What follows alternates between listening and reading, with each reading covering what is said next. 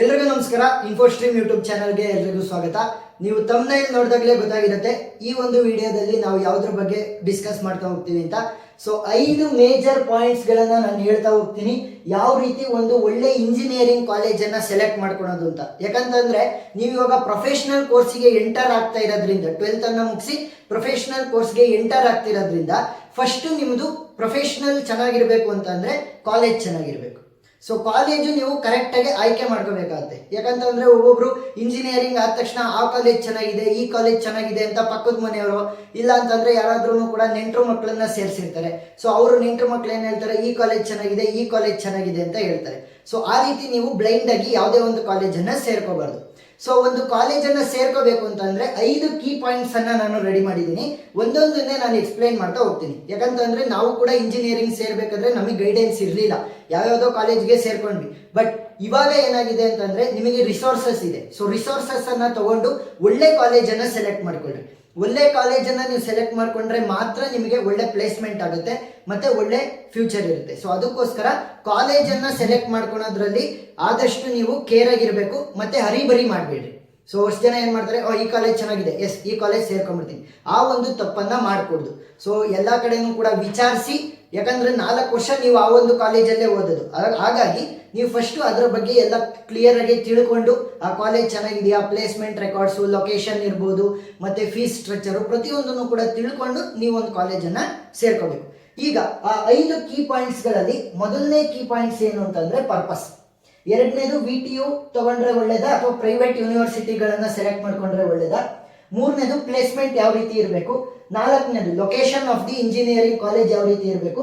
ಐದನೇದು opportunities. So ಒಂದೊಂದಾಗಿ ನಾನು ಹೇಳ್ತಾ ಹೋಗ್ತೀನಿ, ಜಾಸ್ತಿ ಟೈಮ್ ಏನು ತಗೊಳಲ್ಲ. ಪರ್ಪಸ್ ಅಂತ ಬಂದಾಗ, ಸೊ ಒಬ್ಬೊಬ್ರು ಏನ್ ಮಾಡ್ತಾರೆ ಅಂತಂದ್ರೆ, ನಾನು ಹೈಯರ್ ಸ್ಟಡೀಸಿಗೆ ಹೋಗ್ತೀನಿ ನೆಕ್ಸ್ಟ್ ಅಂತ ಅಂದ್ರೆ ಇಂಜಿನಿಯರಿಂಗ್ ಆದ್ಮೇಲೆ ಹೈಯರ್ ಸ್ಟಡೀಸಿಗೆ ಹೋಗ್ತೀನಿ ಅಂತ ಅಷ್ಟು ಜನ ಇರ್ತಾರೆ.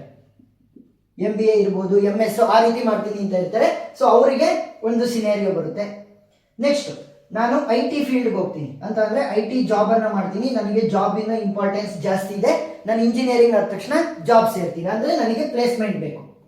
ಮೂರನೇದಾಗಿ ಬರುವಂತದ್ದು, ನನಗೆ ಜಸ್ಟ್ ಡಿಗ್ರಿ ಸರ್ಟಿಫಿಕೇಟ್ ಸಾಕು ಅಂತ ಅಂದ್ರೆ ನನಗೆ ಡಿಗ್ರಿ ಸರ್ಟಿಫಿಕೇಟ್ ಸಾಕು, ನನಗೇನು ಕೆಲಸ ಮಾಡುವಂತ ಅವಶ್ಯಕತೆ ಇಲ್ಲ, ನನ್ನ ಫ್ಯಾಮಿಲಿ ಬಿಸ್ನೆಸ್ ಇದೆ, ಸೊ ಆ ಬಿಸ್ನೆಸ್ ಗಳನ್ನ ನಾನು ನೋಡ್ಕೊಂತೀನಿ ಅಂತ ಒಂದು ಸಿನಾರಿಯೋ. ನೆಕ್ಸ್ಟ್ ಬರುವಂತದ್ದು ಟೀಚಿಂಗ್ ಫೀಲ್ಡ್. ಸೊ ಟೀಚಿಂಗ್ ಫೀಲ್ಡ್ಗೂ ಕೂಡ ನೀವು ಇಂಜಿನಿಯರಿಂಗ್ ಅನ್ನ ಮಾಡಿ, ಇಂಜಿನಿಯರಿಂಗ್ ಮಾಡಾದ್ಮೇಲೆ ನೀವು ಹೈಯರ್ ಸ್ಟಡೀಸ್ ಅನ್ನ ಮಾಡಿ ಟೀಚಿಂಗ್ ಫೀಲ್ಡ್ಗೂ ಕೂಡ ಬರ್ಬೋದು, ಇಂಜಿನಿಯರಿಂಗ್ ಅನ್ನ ಟೀಚ್ ಮಾಡೋದಕ್ಕೋಸ್ಕರ. ಸೊ ಈಗ ಇದರಲ್ಲೇ ಒಂದೊಂದನ್ನೇ ನೋಡ್ತಾ ಹೋದಾಗ, ಹೈಯರ್ ಸ್ಟಡೀಸ್ ಅಂತ ಬಂದ್ರೆ ನೀವು ಬೆಂಗಳೂರಲ್ಲಿ ಇರುವಂತಹ ಕಾಲೇಜನ್ನೇ ನೀವು ಸೆಲೆಕ್ಟ್ ಮಾಡ್ಕೋಬೇಕು. ಸೊ ಬೆಂಗಳೂರಲ್ಲಿ ಇರುವಂತಹ ಕಾಲೇಜನ್ನೇ ಸೆಲೆಕ್ಟ್ ಮಾಡ್ಕೋಬೇಕು, ಬೇರೆ ಕಡೆ ಇರುವಂತಹ ಕಾಲೇಜ್ಗಳು ಬೇಡ. ಯಾಕಂತಂದ್ರೆ ನಿಮಗೆ ಅಲ್ಲಿ ಕನೆಕ್ಟಿವಿಟಿ ಜಾಸ್ತಿ ಸಿಗುತ್ತೆ, ಎಕ್ಸ್ಪೋಜರ್ ಜಾಸ್ತಿ ಸಿಗ್ತಾ ಹೋಗುತ್ತೆ. ಸೊ ಬೆಂಗಳೂರಲ್ಲಿ ಇರುವಂತಹ ಕಾಲೇಜ್ಗಳನ್ನ ಸೆಲೆಕ್ಟ್ ಮಾಡ್ಕೋಬೇಕು. ನೆಕ್ಸ್ಟ್ IT ಜಾಬ್ ಅಂತ ನೀವು ಬಂದ್ರೆ, ಜಾಬ್ ಅನ್ನ ನಾವು ತಗೋಬೇಕು ಅಂತಂದ್ರೆ ನೀವು ಎಂತ ಕಂಪ್ನಿಗಳನ್ನ ಚೂಸ್ ಮಾಡಬೇಕು ಅಂತಂದ್ರೆ, ಬೆಂಗಳೂರಲ್ಲಿ ಇರೋದೇ ಮೇನ್ ಕಂಪ್ನೀಸ್. ಸೊ ಬೆಂಗಳೂರಲ್ಲಿ ಇರುವಂತಹ ಮೇನ್ ಕಂಪ್ನೀಸ್ ಬರುವಂತಹ ಕಾಲೇಜನ್ನೇ ನೀವು ಚೂಸ್ ಮಾಡ್ಕೋಬೇಕು. ಯಾಕಂತಂದ್ರೆ ಬೇರೆ ಕಡೆ ದೂರದಲ್ಲಿರುವಂತಹ ಕಾಲೇಜ್ಗಳಿಗೆ ಅಷ್ಟು ಕಂಪ್ನೀಸ್ ಬರಲ್ಲ. ಬರ್ತವೆ ಕಂಪ್ನೀಸ್, ಇಲ್ಲ ಅಂತಲ್ಲ, but majority of the companies ಬರಲ್ಲ. ಮೆಜಾರಿಟಿ ಆಫ್ ದಿ ಕಂಪ್ನೀಸ್ ಏನ್ ಮಾಡ್ತವೆ, ಬೆಂಗಳೂರಲ್ಲಿ ಇರುವಂತಹ ಕಾಲೇಜ್ಗಳನ್ನೇ ಅವರು ನೋಡ್ತಾ ಹೋಗ್ತಾರೆ. ಆಮೇಲೆ ಇನ್ನೊಂದೇನು ಅಂತಂದ್ರೆ, ನಿಮಗೇನಾದ್ರೂ ಆನ್ ಕ್ಯಾಂಪಸ್ ಆಗ್ಲಿಲ್ಲ ಅಂತ ಅನ್ಕೊಳ್ಳಿ, ಇವಾಗ ನೀವು ಬೆಂಗಳೂರಲ್ಲೇ ಇರ್ತೀರಾ, ಬೆಂಗಳೂರು ಕಾಲೇಜಲ್ಲಿ ಓದ್ತಾ ಇರ್ತೀರಾ, ನೀವು 3rd ಇಯರ್ ಇರ್ಬೋದು, ಇಲ್ಲ ಅಂತಂದ್ರೆ 4th ಇಯರ್ ಅಲ್ಲಿ ಇದ್ದಾಗ ಸ್ಟಡಿ ಮಾಡ್ಕೊಂಡೇನೆ ನೀವೇನ್ ಮಾಡ್ಬೋದು, ಆಫ್ ಕ್ಯಾಂಪಸ್ ಟ್ರೈ ಮಾಡಬಹುದು. ಬೆಂಗಳೂರಲ್ಲೇ ಇರ್ತೀರಾ, ಸೊ ಕಾಲೇಜ್ ಕೂಡ ಬೆಂಗಳೂರಲ್ಲೇ ಇರುತ್ತೆ, ಬೆಂಗಳೂರಲ್ಲೇ ಕಂಪ್ನೀಸ್ ಮೆಜಾರಿಟಿ ಇರೋದ್ರಿಂದ ನೀವು ಅಲ್ಲೇ ಟ್ರೈ ಮಾಡ್ತಾ ಹೋಗ್ಬೋದು ಆಫ್ ಕ್ಯಾಂಪಸ್. ಸೊ ಏನ್ ಮಾಡಬೇಕು, ಬೆಂಗಳೂರಲ್ಲಿ ಇರುವಂತಹ ಕಾಲೇಜ್ಗಳನ್ನ ಚೂಸ್ ಮಾಡ್ಕೊಂಡ್ರೆ ತುಂಬಾ ಒಳ್ಳೇದಾಗುತ್ತೆ. ನೆಕ್ಸ್ಟ್, ನನಗೆ ಡಿಗ್ರಿ ಬೇಕು ಅಂತಂದ್ರೆ ನಿಮ್ಮ ನಿಯರ್ ಬೈ ಕಾಲೇಜ್ಗಳು ಸಾಕು, ಸರಿನಾ? ನಿಮ್ಮ ನಿಯರ್ ಬೈ ಇರುವಂತಹ ಕಾಲೇಜ್ಗಳನ್ನ ಚೂಸ್ ಮಾಡ್ಕೊಳ್ಳಿ. ನೆಕ್ಸ್ಟ್, ಟೀಚಿಂಗ್ ಫೀಲ್ಡ್ ಅಂತ ಬಂದಾಗ್ಲೂ ಕೂಡ ನೀವು ಎಲ್ಲಿಂದನೂ ಅಂದ್ರೂ ಕೂಡ ಬರ್ಬೋದು. ಸೊ ನಿಯರ್ ಬೈ ಇರೋ ಕಾಲೇಜ್ ಇರ್ಬೋದು, ಅಥವಾ ಬೆಂಗಳೂರಲ್ಲಿ ಇರುವಂತಹ ಕಾಲೇಜ್ಗಳಲ್ಲಿ ನೀವು ಕಲ್ತ್ಕೊಂಡು ನೆಕ್ಸ್ಟ್ ಹೈಯರ್ ಸ್ಟಡೀಸ್ ಅನ್ನ ಮಾಡಿ ನೀವು ಟೀಚಿಂಗ್ ಫೀಲ್ಡ್ಗೆ ಬರ್ಬೋದು, ಸರಿನಾ? ಸೊ ಇವಾಗ ನೆಕ್ಸ್ಟ್ ಎರಡನೇ ಕಾನ್ಸೆಪ್ಟ್ ಅಂತ ಬಂದಾಗ, VTU ತಗೊಂಡ್ರೆ ಒಳ್ಳೇದಾ, ಪ್ರೈವೇಟ್ ಕಾಲೇಜ್ಗಳನ್ನ ತಗೊಂಡ್ರೆ ಒಳ್ಳೇದಾ? ಸೊ ಎರಡರಲ್ಲೂ ಕೂಡ ಅಡ್ವಾಂಟೇಜಸ್ ಇದೆ, ಡಿಸ್ಅಡ್ವಾಂಟೇಜಸ್ ಇದೆ. ಸೊ ಏನೇನು ಅಂತ ನೋಡ್ತಾ ಹೋದ್ರೆ, ಪ್ರೈವೇಟ್ ಕಾಲೇಜ್ ಅನ್ನ ತಗೊಂಡ್ರೆ ನಿಮಗೆ ಈಸಿ ಕ್ವಶನ್ ಪೇಪರ್ಗಳು ಬರ್ತವೆ, ಸರಿನಾ? Easy question paper. Private college ಅಂತ ಅಂದ್ರೆ ಏನು, ಅವರೇ ಒಂದು ಕ್ವಶನ್ ಪೇಪರ್ ಅನ್ನ ಮಾಡ್ತಾರೆ, ಅವರೇ ಕರೆಕ್ಷನ್ ಅನ್ನ ಮಾಡೋದ್ರಿಂದ ನಿಮಗೆ ಈಸಿ ಕ್ವಶನ್ ಪೇಪರ್ಸ್ ಬರ್ತವೆ. ನೆಕ್ಸ್ಟ್ ಇನ್ನೊಂದು ಇಂಪಾರ್ಟೆಂಟ್ ಏನು ಅಂತಂದ್ರೆ, ನಿಮಗೆ ಪ್ರೆಷರ್ ಇರಲ್ಲ. So easy flow, engineering easy flow ಆಗ್ತಾ ಹೋಗುತ್ತೆ ನಿಮಗೆ ಪ್ರೈವೇಟ್ ಯೂನಿವರ್ಸಿಟಿ ಅಥವಾ ಪ್ರೈವೇಟ್ ಕಾಲೇಜ್ಗಳಾದ್ರೆ. ಬಟ್ ಯಾವ ಯಾವ ಕಾಲೇಜ್ಗಳು VTUಗೆ ಅಫಿಲೇಟ್ ಆಗಿರ್ತಾವಲ್ಲ ಅವುಗಳಿಗೆ ಹೆಡ್ ಆಫೀಸ್ ಎಲ್ಲಿರುತ್ತೆ, ಬೆಳಗಾವಿ VTU. ಸೊ ಅವ್ರು ಏನ್ ಹೇಳ್ತಾರೆ ಅದನ್ನೇ ಇವ್ರು ಕೇಳಬೇಕು. ಇದರಲ್ಲಿ ನಿಮಗೆ ಅಡ್ವಾಂಟೇಜಸ್ ಏನು ಅಂತಂದ್ರೆ ಜಾಸ್ತಿ ಜನಕ್ಕೆ ಒಂದೇ ಸಿಲೆಬಸ್ ಇರುತ್ತೆ, ನಿಮಗೆ ಈಸಿ ರಿಸೋರ್ಸಸ್ಗಳು ಸಿಗ್ತವೆ. ಅಂತಂದ್ರೆ ನಿಮಗೆ VTU ಪರ್ಸ್ಪೆಕ್ಟಿವ್ ಅಲ್ಲೇ ಮಾಡಲ್ ಪೇಪರ್ಸ್ ಇರ್ಬೋದು, ಕ್ವಶನ್ ಪೇಪರ್ಸ್, ಇಂಪಾರ್ಟೆಂಟ್ ಟಾಪಿಕ್ಸ್ ಗಳನ್ನೆಲ್ಲ ಎಕ್ಸ್ಪ್ಲೈನ್ ಮಾಡೋದು ಈಸಿ ಆಗುತ್ತೆ. ಈಗ ನಾನೇ VTU ಪರ್ಸ್ಪೆಕ್ಟಿವ್ ಅಲ್ಲಿ ನಾನು ಎಲ್ಲರಿಗೂ ಕೂಡ ಎಕ್ಸ್ಪ್ಲೈನ್ ಮಾಡ್ತಾ ಹೋಗ್ತೀನಿ. ನನ್ನ ಚಾನಲ್ ಅನ್ನ ನೋಡಿದ್ರೆ ನೀವು ಫಸ್ಟ್ ಇಯರ್ ಇಂದ 4th ಇಯರ್ ವರೆಗೂ ಕೂಡ ಇರುವಂತ ಇಂಪಾರ್ಟೆಂಟ್ ಟಾಪಿಕ್ಸ್ ಇರ್ಬೋದು, ಏನೇನ್ ಟಾಪಿಕ್ಸ್ ಗಳು ಪ್ರತಿಯೊಂದು ಸಬ್ಜೆಕ್ಟ್ ಬಗ್ಗೆ ಬರ್ತವೆ ಆ ಎಲ್ಲಾ ಸಬ್ಜೆಕ್ಟ್ ಅನ್ನು ಕೂಡ ನಾನೇ ಎಕ್ಸ್ಪ್ಲೈನ್ ಮಾಡ್ತೀನಿ ಪಾಠ ಮಾಡೋ ರೀತಿ. ಸೊ ಆ ರೀತಿ ರಿಸೋರ್ಸಸ್ ಗಳು ನಿಮಗೆ VTU ಆಗಿದ್ರೆ ಈಸಿಯಾಗಿ ಸಿಗ್ತಾ ಹೋಗ್ತವೆ. ಪಾಸಿಂಗ್ ಪ್ಯಾಕೇಜ್ ಇರ್ಬೋದು ಎಲ್ಲದೂ ಕೂಡ ಸಿಗುತ್ತೆ. ಇನ್ನೊಂದು ಮೇಜರ್ ಏನು ಅಂತಂದ್ರೆ ನೀವು ಆಫ್ ಕ್ಯಾಂಪಸ್ ಹೋದ್ರಿ ಅಂತ ಅನ್ಕೊಳ್ಳಿ, ಆಫ್ ಕ್ಯಾಂಪಸ್ ಅಲ್ಲಿ ನಿಮಗೆ ಪ್ಲೇಸ್ಮೆಂಟ್ ಆಗೋದು ಸ್ವಲ್ಪ ಈಸಿ ಆಗ್ತಾ ಹೋಗುತ್ತೆ. ಪ್ರೈವೇಟ್ ಕಾಲೇಜ್ ಅಥವಾ ಪ್ರೈವೇಟ್ ಯೂನಿವರ್ಸಿಟಿ ಅಂತಂದ್ರೆ ಏನಾಗುತ್ತೆ ಅಂದ್ರೆ ಇಲ್ಲಿ ನಿಮಗೆ ಒಳ್ಳೆ ಮಾರ್ಕ್ಸ್, ಈಸಿ ಕ್ವಶನ್ ಪೇಪರ್ ಸಿಗೋದ್ರಿಂದ ಜಾಸ್ತಿ ಮಾರ್ಕ್ಸ್ ಮತ್ತೆ ಜಾಸ್ತಿ CGPA ಸಿಗುತ್ತೆ. ಸರಿನಾ? ಜಾಸ್ತಿ ಮಾರ್ಕ್ಸ್ ಜಾಸ್ತಿ CGPA ಸಿಕ್ಕಿದ್ರು ಕೂಡ ನಿಮಗೆ ಇಲ್ಲಿ easy paper question paper set ಮಾಡ್ತಾರೆ ಅಂತ ಅವ್ರಿಗೆ ಗೊತ್ತಿರುತ್ತೆ ಕಂಪ್ನಿಯವರಿಗೆ. ಸೊ ಏನ್ ಮಾಡ್ತಾರೆ, ಅವ್ರು ಜಾಸ್ತಿ VTU ಕಡೆಯಿಂದ ಬಂದಿರುವಂತಹ ಸ್ಟೂಡೆಂಟ್ಸ್ ಗಳಿಗೆ ಜಾಸ್ತಿ ಆಫ್ ಕ್ಯಾಂಪಸ್ ಪ್ಲೇಸ್ಮೆಂಟ್ ಅನ್ನ ಮಾಡೋದಕ್ಕೆ ಟ್ರೈ ಮಾಡ್ತಾ ಹೋಗ್ತಾರೆ. ಸೊ ನೀವು VTU ನ ತಗೊಂಡ್ರು ಕೂಡ ಅಡ್ವಾಂಟೇಜಸ್ ಗಳಿವೆ, ಡಿಸ್ಅಡ್ವಾಂಟೇಜಸ್ ಗಳಿದಾವೆ. ಸೊ ಡಿಸ್ಅಡ್ವಾಂಟೇಜಸ್ ಏನು ಅಂತಂದ್ರೆ ನೀವು ಮೇನ್ ಎಕ್ಸಾಮ್ ಅಲ್ಲೂ ಕೂಡ ಇಷ್ಟು ಮಾರ್ಕ್ಸ್ ಅನ್ನ ತೆಗಿಬೇಕು ಅಂತ ಇರುತ್ತೆ, ಮತ್ತೆ ಇಂಟರ್ನಲ್ಸ್ ಅಲ್ಲೂ ಇಷ್ಟು ಮಾರ್ಕ್ಸ್ ಅನ್ನ ತೆಗಿಬೇಕು ಅಂತ ಇರುತ್ತೆ. ಅಂದ್ರೆ ಪಾಸ್ ಆಗ್ಬೇಕು ಅಂತಂದ್ರೆ ನೀವು ಎರಡರಲ್ಲೂ ಕೂಡ ತೆಗಿಬೇಕು. ಬಟ್ ಪ್ರೈವೇಟ್ ಯೂನಿವರ್ಸಿಟಿಗಳಲ್ಲಿ ಏನಾಗುತ್ತೆ ಗೊತ್ತಾ, 60-40 ಸ್ಕೀಮ್ ತರ ಬರುತ್ತೆ. ಅಂದ್ರೆ 60 ಮಾರ್ಕ್ಸ್ಗೆ ನೀವೇನಾದ್ರೂ ಕೂಡ ಒಂದು 40 ಮಾರ್ಕ್ಸ್ ಎಬೋ ನೀವು ಬರೀ ಅಸೈನ್ಮೆಂಟ್ಸ್ ಇಂಟರ್ನಲ್ಸ್ ಅಲ್ಲೇ ತೆಗೆದಿದ್ರೆ ಫೈನಲ್ ಎಕ್ಸಾಮ್ ಅಲ್ಲಿ ನಿಮ್ಗೆ ಕಡಿಮೆ ಬಂದ್ರು ಕೂಡ ಪರವಾಗಿಲ್ಲ. ಸೊ 100ಕ್ಕೆ ಎಷ್ಟು ಬೇಕು ಅಷ್ಟೊಂದು ನೋಡ್ತಾರೆ. ಬಟ್ ಇಲ್ಲಿ VTU ಅಲ್ಲಿ ಏನಾಗುತ್ತೆ, ನೀವು ಇಂಟರ್ನಲ್ಸ್ ಅಲ್ಲೂ ಅಂದ್ರೆ ಅಸೆಸ್ಮೆಂಟ್ ಇಂಟರ್ನಲ್ಸ್ ಎಲ್ಲ ಸೇರಿ ಒಂದು ಲಿಮಿಟ್ ಇರುತ್ತೆ, ಆ ಲಿಮಿಟ್ ಅನ್ನು ಕೂಡ ಕ್ರಾಸ್ ಮಾಡಬೇಕು. ಮತ್ತೆ ಫೈನಲ್ ಎಕ್ಸಾಮ್ ಅಲ್ಲೂ ಕೂಡ ಪಾಸಿಂಗ್ ಏನ್ ಲಿಮಿಟ್ ಇರುತ್ತೆ ಅದನ್ನು ಕ್ರಾಸ್ ಮಾಡಲೇಬೇಕಾಗುತ್ತೆ. ಸೊ ಸ್ವಲ್ಪ ಟಫ್ ಎಕ್ಸಾಮಿನೇಷನ್ಸ್ VTU ಅಲ್ಲಿ ಬರುತ್ತೆ, ಪ್ರೈವೇಟ್ ಅಲ್ಲಿ ಒಂದ್ ಸ್ವಲ್ಪ ಈಸಿ ಆಗ್ತಾ ಹೋಗುತ್ತೆ. ಸೊ ಬೆಸ್ಟ್ ಅಂತ ಅಂದ್ರೆ ಯಾವುದು, VTU ಅಫಿಲಿಯೇಟೆಡ್ ಕಾಲೇಜ್ಗಳನ್ನ ಸೇರೋದು ತುಂಬಾ ಉತ್ತಮ. ನೆಕ್ಸ್ಟ್ ಪ್ಲೇಸ್ಮೆಂಟ್ ಅಂತ ಬಂದಾಗ ಸೊ ಎಲ್ಲರೂ ಕೂಡ ಬಕ್ರ ಆಗೋದು ಇಲ್ಲೇ. ಪ್ರತಿಯೊಂದು ಕಾಲೇಜ್ನವರು ಕೂಡ ನಿಮಗೆ ಬಕ್ರ ಮಾಡ್ತಾರೆ. ಫಸ್ಟ್ ಏನ್ ಬಕ್ರ ಮಾಡೋದು ಗೊತ್ತಾ, ದೊಡ್ಡ ದೊಡ್ಡ ಹೋಲ್ಡಿಂಗ್ಸ್ ಗಳನ್ನ ಹಾಕಿರ್ತಾರೆ. ನೀವು ಕಾಲೇಜ್ಗೆ ನೀವು ಸೇರೋದಕ್ಕೆ ಹೋದ ತಕ್ಷಣ ದೊಡ್ಡ ದೊಡ್ಡ ಹೋಲ್ಡಿಂಗ್ಸ್ ಗಳಿರ್ತವೆ.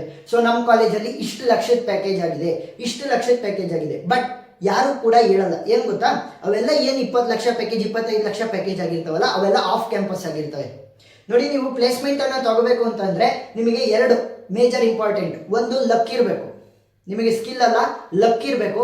ಎರಡನೇದಾಗಿ ನಿಮಗೆ ರೆಫರೆನ್ಸ್ ಇರಬೇಕು. ರೆಫರೆನ್ಸ್ ಅಂದ್ರೆ ಏನು, ನಿಮ್ಮ ಅಣ್ಣನೋ ನಿಮ್ಮ ನೆಂಟರೋ ಯಾರಾದ್ರೂ ಕೂಡ ಒಂದು ಕಂಪ್ನಿಯಲ್ಲಿ ಕೆಲಸ ಮಾಡ್ತಿದ್ದಾರೆ ಅಂತಂದ್ರೆ ಅವರು ನಿಮಗೆ ರೆಫರೆನ್ಸ್ ಅನ್ನ ತಗೊಂತಾರೆ. ಅಂದ್ರೆ ಇವ್ರು ನನಗೆ ಗೊತ್ತಿದ್ದಾರೆ, ಇವ್ರು ಚೆನ್ನಾಗಿ ಕೆಲಸ ಮಾಡ್ತಾರೆ ಅಂತ ನಿಮ್ಮನ್ನ ಪ್ಲೇಸ್ಮೆಂಟ್ ಆಗೋ ರೀತಿ ಹೆಲ್ಪ್ ಮಾಡ್ತಾರೆ. ಸೊ ಅದ್ರ ಮುಖಾಂತರ ನೀವು ಪ್ಲೇಸ್ಮೆಂಟ್ ಆಗ್ಬೋದು. ಇಲ್ಲ ಅಂದ್ರೆ ಲಕ್ ಇರಬೇಕು. ಯಾಕಂತಂದ್ರೆ ಒಳ್ಳೊಳ್ಳೆ 9.2 9.3 CGPA ಇರೋರ್ದು ಕೂಡ ಸೆಲೆಕ್ಷನ್ ಆಗಲ್ಲ, 7.2 7.3 ಇರೋರ್ದು ಕೂಡ ಒಂದೊಂದ್ಸಲಿ ಸೆಲೆಕ್ಷನ್ ಆಗುತ್ತೆ. ಸೊ ಲಕ್ ಕೂಡ ಇರಬೇಕು, ರೆಫರೆನ್ಸ್ ಇದ್ರೆ ನೀವು ಈಸಿ ಆಗ್ತಾ ಹೋಗುತ್ತೆ. ಸೊ ಪ್ಲೇಸ್ಮೆಂಟ್ ಅಂತ ಬಂದಾಗ ಕಾಲೇಜ್ನವ್ರು ಏನ್ ತೋರಿಸ್ತಾರೆ ಅದನ್ನ ನಂಬಾರ್ದು. ಸೊ ಫಸ್ಟ್ ಥಿಂಗ್ ಏನ್ ಮಾಡ್ಬೇಕು, ನೀವು ಅಲ್ಲಿ ಏನು ಒಂದ್ ಸ್ವಲ್ಪ ಅಲ್ಲಿ ಏನು ಒಂದ್ ಸ್ವಲ್ಪ 3rd year 4th year students ಗಳು ಇರ್ತಾರಲ್ಲ ಅವರು ಒಂದಿಬ್ರು 3 ಜನನ ಕೇಳ್ರಿ. ಸರಿನಾ? ಒಂದಿಬ್ರು 3 ಜನನ ಕೇಳ್ರಿ, ಪ್ಲೇಸ್ಮೆಂಟ್ ಯಾವ ರೀತಿ ಇದೆ, ಪ್ಲೇಸ್ಮೆಂಟ್ ಚೆನ್ನಾಗಿ ಆಗ್ತಿದ್ಯಾ. ಆಮೇಲೆ ನೀವು ಮೇಜರ್ ಆಗಿ ಕೇಳಬೇಕಾಗಿರುವಂತದ್ದು ಆವರೇಜ್ ಪ್ಯಾಕೇಜ್ ಎಷ್ಟು ಅಂತ. ಹೈಯೆಸ್ಟ್ ಪ್ಯಾಕೇಜ್ ಅಲ್ಲ, ಆವರೇಜ್ ಪ್ಯಾಕೇಜ್ ಎಷ್ಟಿದೆ, ನಿಮ್ಮ ಕಾಲೇಜ್ನಲ್ಲಿರುವಂತ ಆವರೇಜ್ ಪ್ಯಾಕೇಜ್ ಎಷ್ಟಿದೆ, ಮತ್ತೆ ಒಳ್ಳೊಳ್ಳೆ ಕಂಪ್ನಿಗಳು ಬರ್ತಾವ ನಿಮ್ಮ ಕಾಲೇಜ್ಗೆ, ಅದನ್ನ ನೀವು ಕೇಳಬೇಕು. ಮೇಜರ್ ಆಗಿ ನಿಮಗೆ ಆವರೇಜ್ ಪ್ಯಾಕೇಜ್ ಚೆನ್ನಾಗಿ ಸಿಗೋದು ಅಂತಂದ್ರೆ ಬೆಂಗಳೂರಲ್ಲಿರುವಂತ ಟಾಪ್ ಕಾಲೇಜ್ಗಳಲ್ಲಿ. ಸೊ ಟಾಪ್ ಕಾಲೇಜ್ಗಳು ಯಾವ್ಯಾವು ಅಂತ ನಾನು ಆಲ್ರೆಡಿ ವಿಡಿಯೋ ಮಾಡಿದ್ದೀನಿ. ಸೊ ಆ ವಿಡಿಯೋ ಲಿಂಕ್ ನಾನು ಡಿಸ್ಕ್ರಿಪ್ಷನ್ ಅಲ್ಲಿ ಕೊಟ್ಟಿರ್ತೀನಿ. ಸೊ ಆವರೇಜ್ ಪ್ಯಾಕೇಜ್ ಯಾವ್ದಿದೆ ಅಂತ ನೀವು ಪ್ಲೇಸ್ಮೆಂಟ್ ಆಗ್ಬೇಕಾದ್ರೆ ನೋಡ್ಲೇಬೇಕು. ನೆಕ್ಸ್ಟ್ ಇನ್ನೊಂದು ಇಂಪಾರ್ಟೆಂಟ್ ಟಾಪಿಕ್ ಅಂತ ಬಂದಾಗ ಪ್ಲೇಸ್ಮೆಂಟ್ ಅಲ್ಲಿ ಇಂಡಿವಿಜುವಲ್ ಕಾಲೇಜ್ ಆಗಿರ್ಬೇಕು. ಇಂಡಿವಿಜುವಲ್ ಕಾಲೇಜ್, ಯಾಕಂದ್ರೆ ಈ ಇಂಡಿವಿಜುವಲ್ ಕಾಲೇಜ್ ಅಂತ ಅಂದ್ರೆ ಏನು? ಫಾರ್ ಎಕ್ಸಾಂಪಲ್, ಇವಾಗ ನನ್ನ ಹೆಸರು ಯಶವಂತ್, ನಾನೇನ್ ಮಾಡ್ತೀನಿ, ಒಂದ್ 2-3 ಕಾಲೇಜ್ ತೆಗೆದು ಬಿಡ್ತೀನಿ. Yashwant college of engineering, Yashwant university. So ಈ ರೀತಿ ನಾನು ಒಂದ್ 2-3 ಕಾಲೇಜನ್ನ ಮಾಡಿರ್ತೀನಿ. ಸೊ ಅವ್ರೇನ್ ಹೇಳ್ತಾರೆ, ನಿಮಗೆ ಕಾಲೇಜಲ್ಲಿ ಸೇರ್ಬೇಕಾದ್ರೆ ನಮ್ದು 2ರಿಂದ 3 ಕಾಲೇಜ್ ಇದೆ, ಆ 3 ಕಾಲೇಜು ಸೇರಿಸಿ ನಾವು ಒಂದೇ ತವ ಪ್ಲೇಸ್ಮೆಂಟ್ಸ್ ಅನ್ನ ಮಾಡಿಸ್ತೀವಿ, ಅವಾಗ ಜಾಸ್ತಿ ಆಪರ್ಚುನಿಟಿ ಸಿಗುತ್ತೆ ಮಕ್ಕಳಿಗೆ ಅಂತ ಹೇಳ್ತಾರೆ. ನಿಮಗೆ ಸ್ಟಾರ್ಟಿಂಗ್ ಗೊತ್ತಿರಲ್ಲ, ಅವಾಗ ನೀವು ಬಕ್ರ ಆಗ್ತೀರಾ. ಸೊ ನೋಡಿ, ಒಂದು ಕಾಲೇಜ್ಗೆ ಪ್ಲೇಸ್ಮೆಂಟ್ ಆಗ್ಬೇಕು ಅಂತಂದ್ರೆ ನೀವು ಇಂಡಿವಿಜುವಲ್ ಕಾಲೇಜ್ಗೆ ಸೇರ್ಬೇಕು. ಯಾಕೆ ಗೊತ್ತಾ ನೋಡಿ, ಇಂಡಿವಿಜುವಲ್ ಕಾಲೇಜ್ ಅಂತಂದ್ರೆ ಫಾರ್ ಎಕ್ಸಾಂಪಲ್ ಒಂದು 200 ಕಂಪ್ನೀಸ್ ಬರ್ತಿದಾವೆ, ಫಾರ್ ಎಕ್ಸಾಂಪಲ್ ಒಂದು 100 to 200 ಕಂಪ್ನೀಸ್ ಬರ್ತಿದಾವೆ ಅಂತ ಅನ್ಕೊಳ್ಳಿ, ಪ್ಲೇಸ್ಮೆಂಟ್ ಮಾಡ್ಕೊಳೋದಕ್ಕೋಸ್ಕರ. ಒಂದೇ ಕಾಲೇಜು, ನೀವು CS ಅಲ್ಲಿ ಒಂದು 1000 ಜನನೋ 1500 ಜನನೋ ಇರ್ತೀರ. 1500 ಜನಕ್ಕೆ ಎಷ್ಟು ಕಂಪ್ನೀಸ್ ಬಂದಂಗಾಯ್ತು? 200 ಕಂಪ್ನೀಸ್. ಬಟ್ 3 ರಿಂದ 4 ಕಾಲೇಜ್ ಒಂದೇ ತಾವು ಸೇರಿದಾಗ ಏನಾಗುತ್ತೆ ಗೊತ್ತಾ, ಪ್ಲೇಸ್ಮೆಂಟ್ಗೋಸ್ಕರ ಅಲ್ಲಿ ನಿಮಗೆ ಕಾಂಪಿಟೇಷನ್ ಜಾಸ್ತಿ ಆಗುತ್ತೆ. 3 ಕಾಲೇಜು ಅಂತಂದ್ರೆ 1,500 ಜನ ಅಂತ ಅಂದ್ರೂ ಎಷ್ಟಾಯ್ತು? 4,500 ಜನ ಜಸ್ಟ್ 200 ಕಂಪ್ನೀಸ್ಗೋಸ್ಕರ ನೀವು ಹೊಡೆದಾಡ್ತಿರ್ತೀರ, ಸರಿನಾ? ಅಲ್ಲಿ ಪ್ಲೇಸ್ಮೆಂಟ್ ಅಲ್ಲೂ ಕೂಡ ಸರ್ವಿಸ್ ಬೇಸ್ಡ್, ಪ್ರಾಡಕ್ಟ್ ಬೇಸ್ಡ್ ಅದೆಲ್ಲ ಬರುತ್ತೆ, ಅದನ್ನೆಲ್ಲ ಫರ್ದರ್ ನಾವು ಮಾತಾಡ್ತಾ ಹೋಗೋಣ. ಬಟ್ ಇಲ್ಲಿ ಮೇಜರ್ ಆಗಿ ಬರುವಂತದ್ದು ಇಂಡಿವಿಜುವಲ್ ಕಾಲೇಜ್ ಆಗಿರ್ಬೇಕು. ಸೊ ಅದ್ರದ್ದೇ ಸಪರೇಟ್ ಟ್ರಸ್ಟ್ ಇರಬೇಕು, ಅದು ಇಂಡಿವಿಜುವಲ್ ಕಾಲೇಜ್ ಆಗಿರ್ಬೇಕು, ಅದು VTO ಅಂಡರ್ ಇರಬೇಕು. Next average passing package minimum ಅಂತ ಅಂದ್ರೂ ಕೂಡ 6 lakh per annum ಇರಬೇಕು. 6 LP ಅದು ಮಿನಿಮಮ್ ಆದ್ರೂ ಕೂಡ ಆವರೇಜ್ ಪ್ಯಾಕೇಜ್ ಅನ್ನ ನೀವು ಕೇಳಬೇಕು. ಹೈಯೆಸ್ಟ್ ಪ್ಯಾಕೇಜ್ ಅಲ್ಲ, ಆವರೇಜ್ ಪ್ಯಾಕೇಜ್. ಹೈಯೆಸ್ಟ್ ಪ್ಯಾಕೇಜ್ ಯಾಕೆ ಕೇಳಬಾರ್ದು? ಹೈಯೆಸ್ಟ್ ಪ್ಯಾಕೇಜ್ ತಗೊಂಡಿರ್ತಾರಲ್ಲ ಸ್ಟೂಡೆಂಟ್ಸ್, ಸೊ ಅವ್ರನ್ನ ಏನ್ ಮಾಡ್ತಾರೆ ಅಂತಂದ್ರೆ ಅವರು ಆಫ್ ಕ್ಯಾಂಪಸ್ ಇಂದ ತಗೊಂಡಿರ್ತಾರೆ, ಅವ್ರ ಫೋಟೋನ ಹಾಕ್ಬಿಡ್ತಾರೆ. ಈಗ ಫಾರ್ ಎಕ್ಸಾಂಪಲ್ ನೀವು ನೀಟ್ ಎಕ್ಸಾಮ್ ಬರ್ದಿರ್ತೀರಾ, ಇಲ್ಲ ಅಂತಂದ್ರೆ CET ಎಕ್ಸಾಮ್ ಬರ್ದಿರ್ತೀರಲ್ಲ, ಅದ್ರಲ್ಲಿ ಫ್ರಾಡ್ ಆಗುತ್ತಲ್ವಾ? ಒಬ್ಬನ ಸ್ಟೂಡೆಂಟ್ ಇನ್ ಫೋಟೋನ 5-6 ಪೇಪರ್ ಅಲ್ಲಿ ಬೇರೆ ಬೇರೆ ಕೋಚಿಂಗ್ ಇನ್ಸ್ಟಿಟ್ಯೂಟ್ ನವ್ರು ಹಾಕೊಂಡಿರ್ತಾರಲ್ಲ, ಆ ರೀತಿ ಸೇಮ್ ಆಗೋದು ಪ್ಲೇಸ್ಮೆಂಟ್ ಅಲ್ಲಿ. ಸೊ ಪ್ಲೇಸ್ಮೆಂಟ್ ಅಲ್ಲಿ ಬಾರಿ ಹುಷಾರಿರ್ಬೇಕು. ನೆಕ್ಸ್ಟ್ ಲೊಕೇಶನ್ ಅಂತ ಬಂದಾಗ ನಿಮ್ಗೆ ಈ ನನ್ನ ಸಿನೇರಿಯೋ ಹೇಳಿನಲ್ಲ, ಈ ಸಿನೇರಿಯೋ ಪ್ರಕಾರ ನೋಡಿ, IT ಜಾಬ್ಸ್ ಅಂತ ಬಂದಾಗ ನೀವು ಬೆಂಗಳೂರನ್ನೇ ಚೂಸ್ ಮಾಡಬೇಕು, ಸರಿನಾ? ಈಗ ಬೆಂಗಳೂರನ್ನ ನಾನು ಚೂಸ್ ಮಾಡಿದೆ. ಬೆಂಗಳೂರಲ್ಲಿ ನಾನು ಯಾವ ತರ ಚೂಸ್ ಮಾಡಬೇಕು ಅಂತಂದ್ರೆ ಔಟ್ಸ್ಕರ್ಟ್ಸ್ ಅಲ್ಲಿ ಇರುವಂತ ಕಾಲೇಜ್ಗಳನ್ನ ಚೂಸ್ ಮಾಡಬೇಕಾ, ಬೆಂಗಳೂರು ಒಳಗಡೆ ಇರುವಂತ ಕಾಲೇಜನ್ನ ಚೂಸ್ ಮಾಡಬೇಕಾ? ನೋಡಿ, ನೀವು ಯಾವತ್ತಿದ್ರೂ ಕೂಡ IT ಪಾರ್ಕ್ಸ್ ಹತ್ರ ಇರುವಂತಹ ಕಾಲೇಜ್ಗಳನ್ನ ಚೂಸ್ ಮಾಡಬೇಕು. ಫಾರ್ ಎಕ್ಸಾಂಪಲ್ ನ್ಯೂ ಹಾರಿಸಾನ್ ಇದೆ, ಸೊ ಅದು ಒಳ್ಳೆ ಕಾಲೇಜ್, ಆ ರೀತಿ ನೀವು ಚೂಸ್ ಮಾಡ್ಬೇಕು. ಯಾಕೆ ಗೊತ್ತಾ? IT ಪಾರ್ಕ್ಸ್ ಅಂತಂದ್ರೆ ಪಕ್ಕದಲ್ಲೇ ಕಂಪ್ನಿಗಳಿದ್ರೆ ನೀವು ಆಫ್ ಕ್ಯಾಂಪಸ್ ಅನ್ನ ಟ್ರೈ ಮಾಡೋದಕ್ಕೂ ಈಸಿ ಆಗುತ್ತೆ, ಅವರು ಬೇಗ ನಿಮ್ಮ ಕಾಲೇಜಿಗೆ ಬಂದು ರೆಕ್ರೂಟ್ ಅನ್ನ ಮಾಡ್ತಾ ಹೋಗ್ತಾರೆ, ಆಮೇಲೆ ಇಂಟರ್ನ್ಶಿಪ್ ಮಾಡೋದಕ್ಕೂ ಕೂಡ ನಿಮಗೆ ಈಸಿ ಆಗ್ತಾ ಹೋಗುತ್ತೆ. ಸೊ ಅದಕ್ಕೋಸ್ಕರ IT ಪಾರ್ಕ್ಸ್ ಹತ್ರ ಇರುವಂತಹ ಕಾಲೇಜ್ಗಳನ್ನ ತಗೋಬೇಕು. ಇನ್ನೊಂದೇನು ಅಂತಂದ್ರೆ ಕನೆಕ್ಟಿವಿಟಿ ಅಂತಂದ್ರೆ ನಿಮ್ಮೂರಿಂದ ಕಾಲೇಜ್ಗೆ ಹೋಗೋಕ್ಕೆ, ಕಾಲೇಜಿಂದ ನಿಮ್ಮೂರಿಗೆ ಹೋಗೋಕ್ಕೆ, ಆಮೇಲೆ ಅಲ್ಲಿ PGಗಳಿರ್ಬೋದು ಮತ್ತೆ ಹಾಸ್ಟೆಲ್ಸು, ಸೊ ಅಲ್ಲೆಲ್ಲದಕ್ಕೂ ಕೂಡ ಹೋಗೋದಕ್ಕೆ ಬಸ್ ಫೆಸಿಲಿಟಿ ಇರ್ಬೋದು, ಮೆಟ್ರೋ ಫೆಸಿಲಿಟಿ, ಸೊ ಅದೆಲ್ಲ ಕರೆಕ್ಟ್ ಆಗಿರ್ಬೇಕು. ನೀವೇನಾದ್ರೂ ಕೂಡ ಬೆಂಗಳೂರಲ್ಲಿ ಬಂದು ಸ್ಟಡಿಯನ್ನ ಮಾಡ್ತೀರಾ ಅಂತಂದ್ರೆ ಇನ್ನ ಬೇರೆ ಕಡೆ ನಿಯರ್ ಬೈ ಇರುವಂತಹ ಕಾಲೇಜ್ಗಳಲ್ಲಿ ಇದ್ದೇ ಇರುತ್ತೆ ಫೆಸಿಲಿಟೀಸ್ ಎಲ್ಲ, ಸೊ ಚೆನ್ನಾಗಿರುತ್ತೆ.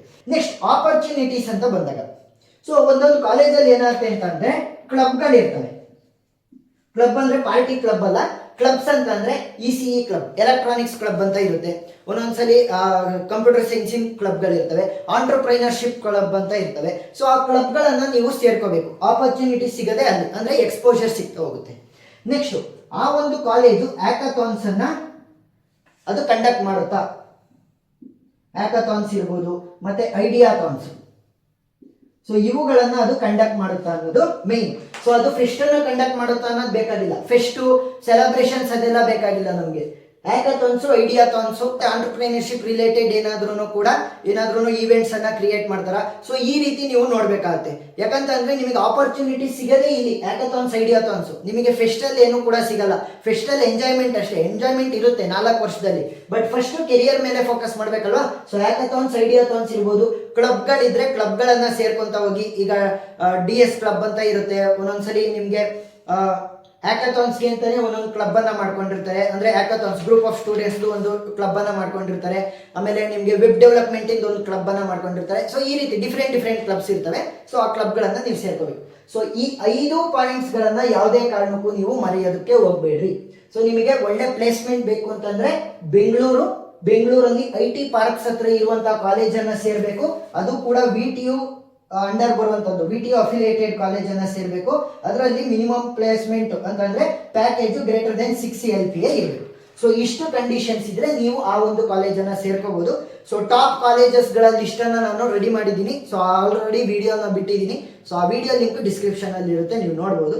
ಏನಾದ್ರೂ ಡೌಟ್ಸ್ ಇತ್ತು ಅಂತಂದ್ರೆ ನನ್ನನ್ನು ಈಸಿಯಾಗಿ ಕಾಂಟ್ಯಾಕ್ಟ್ ಮಾಡ್ಕೋಬಹುದು. ಸೊ ಇವಾಗ ನೀವು ಸಬ್ಸ್ಕ್ರೈಬ್ ಆದ್ರೆ ನನ್ನನ್ನು ಫಸ್ಟ್ ಇಯರ್ ಇಂದ 4th ಇಯರ್ ವರೆಗೂ ಇರುವಂತಹ ಎಲ್ಲಾ ಕಾನ್ಸೆಪ್ಟ್ಸ್, ಎಲ್ಲಾ ಸಬ್ಜೆಕ್ಟ್ಸ್ ಅನ್ನ ನಾನೇ ಟೀಚ್ ಮಾಡ್ತೀನಿ.